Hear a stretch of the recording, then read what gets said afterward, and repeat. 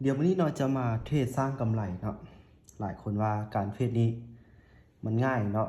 มันหาเงินได้ไวหลายคนก็จะเสียให้มันได้ทุกคนเนาะสำหรับตลาดเทรดนี่นะเข้ามาแล้วเนาะออสก็ได้สังเกตเบิ่งตลาดในระยะหนึ่งแล้วเนาะมื้อนี้ก็จะมีตัวเปรียบเทียบราคาเนาะแล้วก็ตัววิเทคเนาะที่เราจะเทรดเนาะมีงบอยู่$50เนาะจะบริหารทุนออเดอร์แรกเนาะตามกรอบราคาเนาะออเดอร์นี้จะตามซื้อขึ้นเนาะ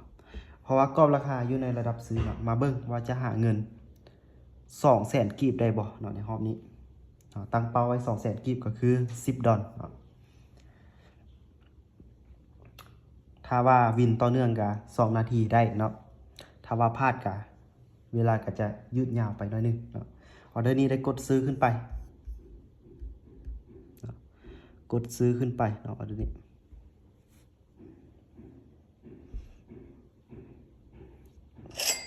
โอเคออเดอร์แรกเราวินไปเนาะถือว่าหามาได้ละ100,000กีบเนาะเดี๋ยวออเดอร์ที่2มาออเดอร์นี้ถ้าได้ก็ได้ตามเป้าเขาเนาะออดนี้จะเบิ่งหลายอย่างเด้อทุกคนเด้อบ่ฮู้ดอกว่าตลาดนะสิขึ้นหรือว่าสิลงเนาะหรือว่าสิลงหรือสิขึ้นคือเฮาวิเคราะห์คือเฮาเดาแล้วเนาะคันว่าใช้คำมันบ้านเนาะถ้าใช้คำแบบนักเทรดก็คือวิเคราะห์เนาะออเดอร์นี้ขายมาออเดอร์นี้สิเป็นออเดอร์สุดท้ายบ่ถือว่าขึ้นแห้งเลยทุกคนเนาะถ้าขึ้นแห้งเป็นมีเขาเสียได้เมื่อกี้นี่เขากดเซลล์เนาะกดขายนะเบิ่งนำกันเนาะว่ามันสิดีดบ่เท่านั้นแหละถ้าว่าบ่ดีดเนาะก็เป็นออเดอร์ต่อไปน่าจะบ่ได้หรอกออเดอร์นี้เนาะมาเมื่อกี้นี่เขาเข้าช่วงที่ว่ามีราคาซื้อเข้ามาแล้ว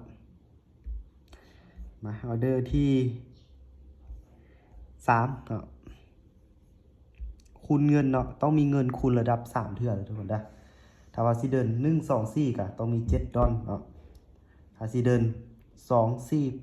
8ก็ต้องมีเงินระดับ$14มาเดี๋ยวกรอบราคาเนาะลิ้นอยู่ในกรอบนี้แหละเนาะโอเคเนาะออเดอร์นี้ซื้อกรอบราคานี้เนาะเป็นกรอบราคาที่ว่าแห้งๆเนาะที่จะพัดดันราคาขึ้นไปแบบงามๆเลยเนาะก็ว่าได้เนาะถ้าทึกเนาะตามการวิเคราะห์เพราะว่าอยู่กับมันซุมือเด้อยู่กับตลาดซุมือเนี่ยทางนี้ก็ขึ้นเนาะทางนี้ก็ขึ้นเนาะบางเทื่อทางนี้ลงทางนี้ขึ้นก็มีบางเทื่อทางนี้ขึ้นทางนี้ลงก็มีเนาะเดี๋ยวแต่จังหวะของตลาดเนาะตัวนี้นะมาได้ละออเดอร์นี้นะโอเคปิดจบไปเนาะ